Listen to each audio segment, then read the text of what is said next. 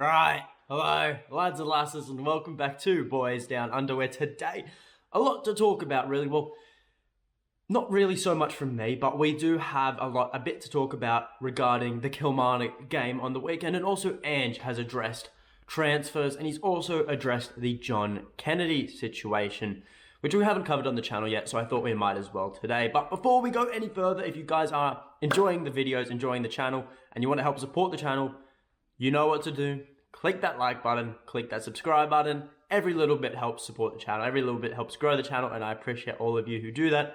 But without further ado, let's get into it. So, let's start with the transfer news, as we are in the transfer window, and that is the most captivating piece of information that goes, and rumours that go around in the transfer window captivates me consistently every morning. First thing I do, I check the news, I see to see if we're linked with anyone new, and normally it doesn't come to fruition, but still it is an exciting time. Regardless though, in his presser today, Ange was asked about the window and whether there'll be any more involvement from Celtic. He was asked by Sky Sports and responded saying, "We've done most of our business. The stuff we needed to do, we've done, but we'll stay active. There's still the possibility of guys moving out. We're still keen to bring maybe one or two in, but it has to be the right ones. Right now, we're not in negotiations or in talks with any players, so anyone being linked to us is not coming from us." So essentially, that rules out both Alex Collado and Bamba Dieng, two of the most recent players we've been linked with, and if I have to mention it, Ross Barkley as well, but I think that's a pretty self-explanatory one that we were not in the market for him at all. But essentially, that is a positive that the club is interested in the market still. You know, we haven't kicked the feet up. We haven't just, conceded that it's been a decent window. We might as well quit while we're ahead. No, it is a great sign from the club that we are not stopping and we are continuing to build and improve the squad, because at the end of the day, you can never have too many quality players in your team. It's just the way football goes, if you want to be the best, you've got to have the best players, and that's what I guess Celtic are trying to do now.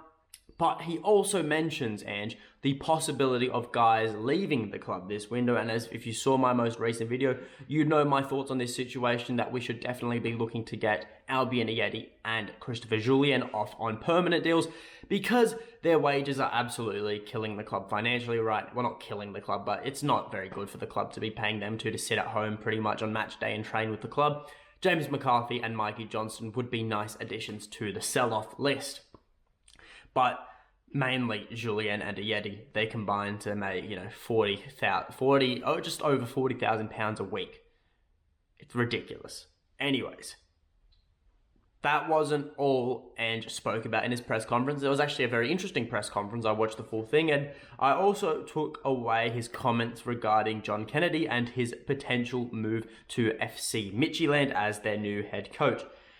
And in true Ange fashion, he gave absolutely nothing away, stating, "You're best placed to ask John about that, not me. From my perspective, I don't read the newspaper, so excuse me if I'm not up to the speed with what is the latest news is. John is a really important part of what we do here. He's an important part of my setup. He leads a lot of the areas with respect to our football, so he's a valuable asset to the club." So naturally, we are none the wiser whether John Kennedy will leave for Denmark, but it is clear that Ange values him as a valuable member of his backroom setup. And for me, I think, Kennedy, he has a good relationship with the rest of the coaches, and he also has a very good relationship with the playing squad. Past players like Christopher Ayer have made comments suggesting that John Kennedy was one of the most influential and important figures for them while they were at Celtic. But naturally, he has had a taste of first team manager, or whatever you want to call it, head coach, when Lennon left. But for the 38-year-old, he may see it as an offer he can't refuse, or he may wish to bide his time, develop under Ange more and maybe take a different head coaching role, one that isn't as important as, Midtjylland's, because it is still a hard job to go up there in Denmark. They do play European football there, but he may see it as, like I said, an offer he can't refuse. Either way, what he decides, I'm sure the club and Ange won't stand in his way if he does feel it is time to go. But, Either way, I don't think it will harm Celtic too much if he does go or if he does stay, At the end of the day, all that matters is the manager because he makes the final decisions. Moving on now, and we look at Kilmarnock, right? I'll do the preview today. It won't be as in-depth as our normal previews. I'm not doing it tomorrow because of the early kickoff. I'd only get the video up at around, maybe 2 hours before kickoff anyway. So, regardless, we are doing a bit of a brief preview today for the match at Rugby Park. And essentially, Celtic are still without Yusuke Ideguchi and Reo Hatate. Now, as we know, Yusuke was nursing that gash he got on his leg. I think it got infected or something. But for Reo, he picked up a knock in Flag Day against Aberdeen, so that was something that kept him out of action against Ross County. However, he is back in training. He is fully ready to go, but Ange wants to give him just another match rest because at the end of the day, playing on a dry AstroTurf pitch like Kilmarnock's and in a physical encounter, it won't do him any good, and it probably is going to increase his risk of re-injuring himself. And it is early season, early days. We can't be letting the squad dwindle down in numbers this early on. That is the last thing we want to see happen. Right, anyways though, we have to look at the squad because what does that mean for the squad? Well, it means that David Turnbull will probably restart. He probably will start again in the midfield. But I think most of the debate surrounds the front three. Now, we do have Kyogo, Jota, and Dyson Maida as our starting front three against Ross County. A lot of calls for Abada to come in for Dyson Maida, and a lot of calls for Giakoumakis to come in for Kyogo. For me, I believe it should be Jota, Kyogo, Abada from left to right in that order. But I do see the argument for Giakoumakis, but for me, it has to be Jota on the left, whatever. And I think Dyson on the ball is going to be much, much more effective than... Abada on the ball is going to be much, much more effective than Dyson is, especially on these conditions where it's going to be, a dry AstroTurf hard pitch. You're going to want someone like Abada there rather than Dyson Maida. And on the topic of the AstroTurf pitch, it's going to be painful. It's going to hinder Ange's fast-flowing free football. Now, Matt O'Reilly brought it up in his press conference and he stated that the Ross County pitch wasn't watered last week. The club refused to water it before the match. And we can only think that this was to hinder Ange's ability to play football. Well, not the team's ability to play Ange's style of football. Fast-paced balls across the ground.